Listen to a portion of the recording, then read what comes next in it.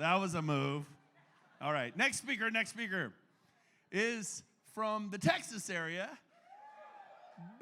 Big star, spent a lot of years with ReMax. They loved him. He taught, trained, coached, and then he decided 4 years ago, he goes, I'm going to go on my own and just go independent.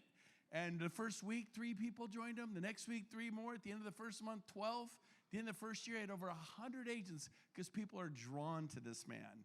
And he wanted to be a pastor, then he ended up being in the business world, and he just looks at that the same way. Within 4 years, he had over 400 people at his independent brokerage. They all love him, and he's going to come up here and tell you why one of the largest independent brokerages in the nation joined EXP just a few months ago, and why. He's a very special person. Help me welcome all the way from Houston, Texas, Mr. Frank Gray, everybody. God bless you, man.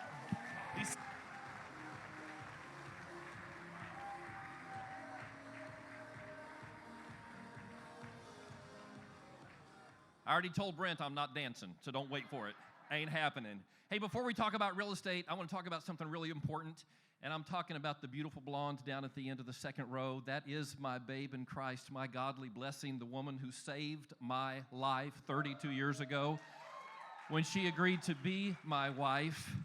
We are here with you in Cabo this week, celebrating our brand new affiliation with the greatest real estate company in the world, EXP. But we're also here celebrating our 32-year affiliation with each other as husband and wife. So, love you, baby. Happy anniversary. I want to talk to you this morning for a few minutes about a mission, a ministry, and a calling. I never wanted to be a real estate agent, and that's because my mama was one. That was back in the prehistoric 1970s. If my mom was home, she was literally tethered to the wall, her movements restricted by the length of the telephone cord. And if we went out of the house, it was even worse because my mom was an incessant prospector. Everywhere we went, if it was Kentucky Fried Chicken, she was handing her business card over the counter to the manager. If we're going to the grocery store, she's walking down the aisles, handing business cards to everybody in front of the green beans. Ma'am, have you thought about buying a new home? She'd interrupt the guy trying to get a pork chop. Sir, have you considered investing in real estate? It was humiliating. Me and my sisters determined whatever life brought us, we would never, ever be real estate agents. Of course, I had other plans of my own. Like most boys, I love to play cowboys and Indians and shoot BB guns, but I really dreamed about someday being a pastor, being a minister, being a missionary. And my sisters and I, while still in grade school, put together this strategy for the evangelization of the nation of India. Now, I never got to be a missionary, and to this day, I've never stepped foot in the nation of India. But that sense of calling permeated my childhood, so that when I graduated from college, it was no surprise to anybody that I headed off to seminary and then served as a youth minister in New Mexico, then a senior pastor in Missouri, all in my 20s. But by my early 30s, it was time to take a sabbatical. I wanted to go back to school and earn my doctorate of ministry degree. And of course, by then, Mary and I had 2 incredibly wonderful, beautiful children, and they liked to eat. So, had to take a job. And I got one managing a Kinko's store. It was all right. It paid the bills, kept food on the table. But one day I was sitting at the kitchen table in our tiny little apartment, just flipping through the newspaper, because this was the olden days. And I came across an ad. It was a big wanted ad, a help wanted ad from the ReMax organization. They were looking for a management consultant. And they specifically wanted somebody who'd been to grad school and who enjoyed public speaking. I showed the ad to Mary. I said, honey, ReMax is looking for me. And even though I wasn't looking for another job, I made a phone call, went through a couple interviews, and I was told, at a certain day and a certain time, you need to be available because you're going to get a phone call from the HR director at ReMax World Headquarters giving you the terms of an employment offer. So sure enough, the appointed day and time came. I'm working on the floor at Kinko's. One of my coworkers comes to me and says, Frank, there's a call for you. So I walked over to the wall, picked up the receiver, because this was the olden days. And sure enough, it's a very nice lady from Denver going through the terms of an employment offer. But while she is talking in my ear, I am having another conversation, and this one with God. And it went something like this. Lord, I know this is a better job, and I know it's more money, and I know it's in more alignment with my strengths and the things that I like to do. But God, I don't really want another job. I want to be back in ministry. I want to be a pastor again. I want to walk in my calling.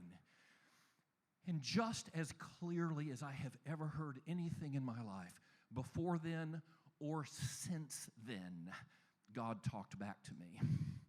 Not out loud, but in my spirit. And he said to me regarding this employment offer, Frank, this is a mission and a ministry and a calling. I knew right then that I was being reassigned from the back row, the safety of the church, and sent out into the trenches, the nitty-gritty, the down and dirty world of real estate sales, working with real people, folks that I would never have met otherwise, people from all kinds of backgrounds, people from all over the world. And because I am a soldier under command, I said, yes, sir, to the Lord, and yes, ma'am, to that nice lady on the phone. That launched a 20-year-plus career with the ReMax organization, and I loved every day of it. I was a coach and a consultant. I got to run regions around the country, Ohio, Florida, Carolinas, Texas.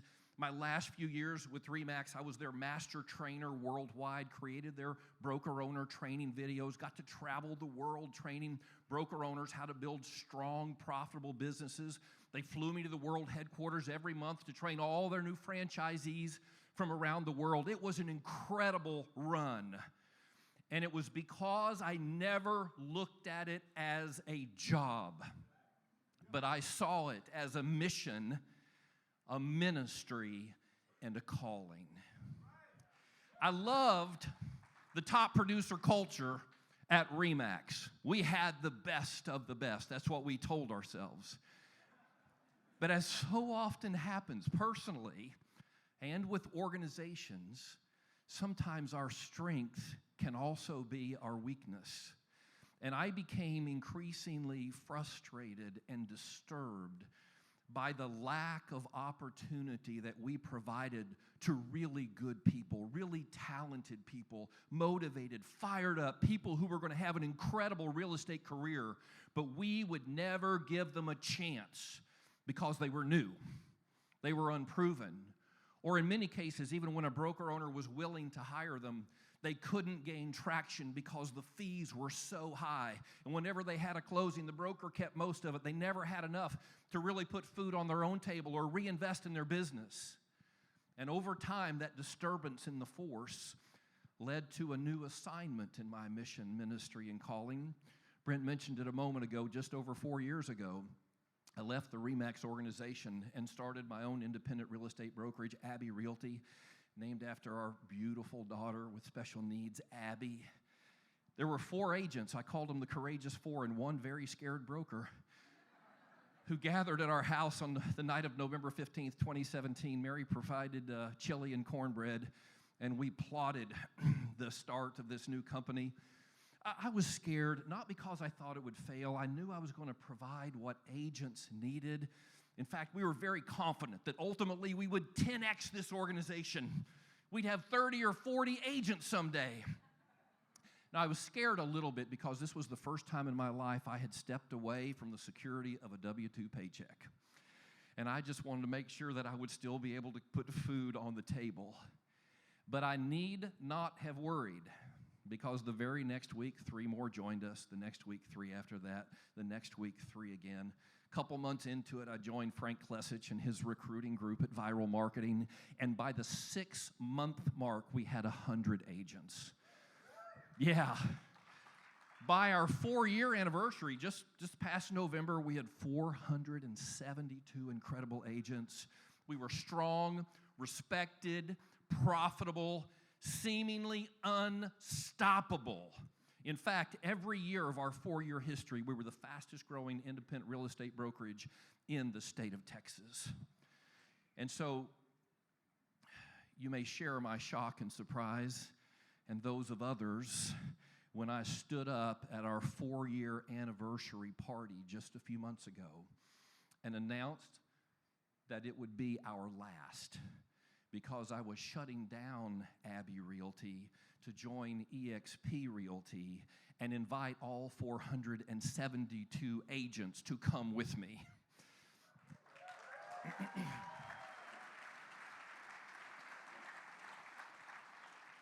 The obvious question you should be wondering right now, and the question I have been getting ever since, is why? Why in the world? Something so good, so profitable, so incredible, so wonderful, named after your own daughter. Why would you shut that down and take the risk to move to eXp, not even knowing that a single agent might go with you? And I want to share with you the 3 reasons why I made that transition. And if you know any independent real estate brokerage owners, you might want to take notes. Because I guarantee you that no matter how good things are for them, no matter how successful they are, no matter how good it looks from the outside, there are some things that keep that broker awake at night. There are some problems an independent real estate broker cannot solve. And if you're aware of those, you can ask the right questions that leads them to the right answer to all their problems. And that answer is spelled in 3 letters, EXP. So here goes. Number 1, why did I transition from Abbey Realty over to eXp? Because it eliminated my financial risk and legal exposure as a broker owner. In our first 3 years, we had 3 E&O claims against us. 2 of them were completely bogus, and yet the E&O company didn't want to incur the cost of a legal defense, so they just settled automatically. They didn't even look into it. They made a payout. And so after 3 years, 3 payouts, they canceled us, and they threw us into a high-risk pool. Now, my E&O premium quintupled, and my per-claim deductible went from $1,000 to $50,000 per claim. Now, last year, we closed over 2,500 transactions. That's 5,000 transaction sides. You know what that means to a broker owner? 5,000 chances to get sued. And last year, there were 2 of those circulating through the system early on. And in both cases, it was a buyer suing a seller for failure to disclose structural defects in the home. Of course, the listing agent knew nothing about it. I knew nothing about it. But guess what? They got sued and I got sued because I'm Mr. Big Pockets. In the eye of these buyers, they always go after the broker. But what you may not know, and you need to know this, is that non-disclosure is considered a willful act. It's fraud, and therefore it is not covered by E&O insurance. It's not an error. It's not an omission. It's considered a criminal act. And so all the costs of defense, the hundreds of thousands of dollars in attorney's fees, and if there was a judgment, and they were seeking, both of them, hundreds of thousands of dollars, if only one of those had been a worst case outcome, it would have crippled me in financially. If there had been 2 or more, it would have wiped us out. Not only would it have jeopardized Mary and I's financial future, but the livelihoods of the 472 families who were dependent on our brokerage being an ongoing concern. So last July, when my good buddy Adam Olson called me to ask my advice on another issue, I turned the tables on him. 3 months earlier, he had converted his independent brokerage over to eXp. So I started asking him questions about his new alignment. He didn't answer those questions. Instead, he said, well, why don't we get together over lunch and talk about it? I showed up to that lunch, and he'd brought another friend, Andrew Franklin, with him. He did a surprise three-way on me. And so over chicken fried steak, we talked for an hour and a half, and at the end of that time, I knew EXP would solve my problem of financial liability and legal exposure. But there was another problem I had that I had not been able to solve, and that was a succession plan. Now, as I stand before you right now, I'm strong, healthy, energized. I'm looking forward to years and years of productive labor ahead of me. But someday I may want to step away and chase grandkids full time. Or God forbid I get hit by a bus. What's going to happen to the company? What's going to happen to Mary? What's going to happen to our children? And I could not solve that problem. And I know there's ways to solve it. Everybody says, well, just sell the company. And yes, I had offers from big box franchises and other independent owners. But do you know all those purchase contracts have a retention clause? If the agents don't stay, the company doesn't pay. And I knew that my agents wouldn't stay if I left. Many of them joined because of me, my passion to help them, the fact that I saw it not as a job, but a mission and a ministry and a calling. I cared about them. I started the company for them. And I knew if I signed one of those contracts, my financial future would be in jeopardy. Of course, I could have just hired a manager, right? And taken the profits every year to support our family for the years of retirement. But I think you know as well as I do that there is often a big gap in commitment and talent between an owner and a manager. And that's not always the case. I know that in this room there's probably some managers who exceed and excel the skills and commitment level of their owners. But that's a rare, rare person. And as I looked around my world, I didn't have anybody that I would feel comfortable handing the keys to my company to. I did not have a succession plan. But when I heard about the retention tools at EXP, the light bulb went off. Are you kidding me? An icon agent? Would they ever, ever, ever leave EXP? Could they possibly leave? Or even a mid-level producer after a couple years. Now they got some revenue share going on. They got some stock ownership in the company. And it may not be a huge amount of money, but who else is going to give that to them? It subsidizes their cost of affiliation and drives it below the cheapest discount broker you'll find anywhere.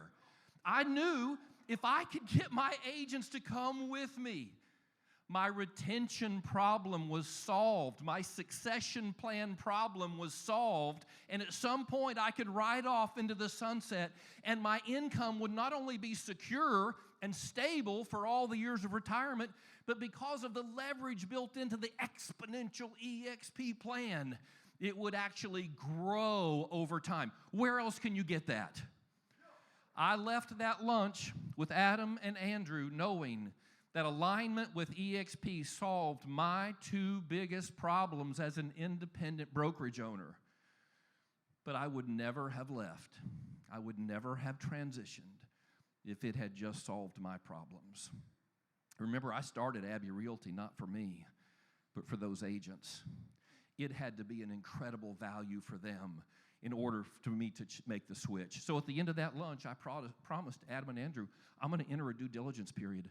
I'm going to see what EXP does for agents. And honestly, I was skeptical because my commitment had always been to provide the absolute best to my agents. If there was anything better in terms of tools, technology, training, I told my agents, you tell me, you'll have it tomorrow. I'm going to give you the best of everything there is. But when I started looking at EXP, oh my goodness. Let me just say I was overwhelmed. They've got a relocation department. They've got an iBuyer program. They've got rev share. They've got ownership. Doggone it, they got health insurance. It just went on and on and on. And these were things I could never, ever have provided as an independent brokerage owner. I couldn't carve up my company into 472 pieces and hand it out. It just was impossible. And believe me when I say that when I came to that understanding that the EXP value proposition to my agents was better than what I could give them, I felt like I had a moral obligation to tell them about it. if I really meant what I said, that I loved them and I cared about them and I put their interest first, I could no longer keep it a secret. So in November, I took my 25 top producers to EXPCon in Las Vegas because I wanted them to see it for themselves. And I have to say, it was an incredible experience. Jason and Glenn even took time to meet with our team. And of course, they're geniuses. We all know that. But it was more than that. They were kind, humble, gracious, hospitable. And at the end of that week, every one of my 25 top producers said, Frank, we're in. We have to do this. How soon can we transition? So a couple weeks later, November 19th, I stood up at our 4-year anniversary party, and I said, guys, here we go. Here we go. This is our last party. I'm shutting down Abbey Realty. We're going to EXP Realty, and I'm inviting all of you to go with me. Now, very quickly, I'm going to wrap this up, and I'm going to tell you, it wasn't all cheers and hoorahs, because somebody else had plans for that day. And after I spoke and our EXP luminary spoke, my director of operations got up and started aggressively questioning our EXP guests. And before I knew it, she was hysterically screaming that our EXP guests were lying and that I was lying and that all of our agents would be better off going with her because she had started her own company. And her value proposition was, Frank's asking you to pay more money to go to EXP. I'm asking you to pay less to go with me. And she'd already opened her company, rented space a couple blocks from my office. Now, I'm telling you, we can be real, right? I can tell you what happened. It hurt us. 100 agents went with her. 200 others were so confused and disturbed by it, they scattered to the winds. And when it was all said and done, I had 160 agents still standing with me. Now, to be clear, those 160 agents accounted for 75 to 80% of our production. Yeah. They are our top producers. They're our visionaries. They're our business-minded, forward-focused agents.